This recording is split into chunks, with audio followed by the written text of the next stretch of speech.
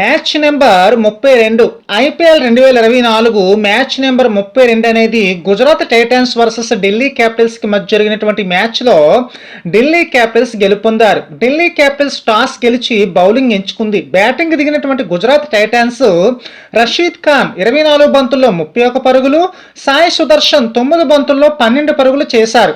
కేవలం 17.3 ఓవర్లోనే 89 పరుగులకే ఆల్అౌట్ అయ్యారు గుజరాత్ టైటాన్స్. ఇక ఢిల్లీ క్యాపిటల్స్ బౌలింగ్లో ముఖేష్ కుమార్ 2.3 ఓవర్లు వేసి 14 పరుగులు ఇచ్చి 3 వికెట్లు తీసుకోవడం జరిగింది. ఇషాంత్ శర్మ 2 ఓవర్లు వేసి 8 పరుగులు ఇచ్చి 2 వికెట్లు తీసుకోవడం జరిగింది. తర్వాత బ్యాటింగ్ దిగినటువంటి Delhi Capitals Jake Fraser McGurk వచ్చేసరికి 10 బంతుల్లో 20 పరుగులు చేశారు. షాయ్ హూప్ వచ్చేసరికి 10 బంతుల్లో 19 పరుగులు చేశారు. 8.5 ఓవర్లోనే 4 వికెట్ల నష్టానికి 92 పరుగులు చేసి మ్యాచ్ గెలవడం జరిగింది ఢిల్లీ క్యాపిటల్స్. ఇక గుజరాత్ టైటాన్స్ బౌలింగ్లో సందీప్ వారియర్ వచ్చేసరికి 3 ఓవర్లు వేసి 40 పరుగులు ఇచ్చి 2 వికెట్లు తీసుకున్నారు.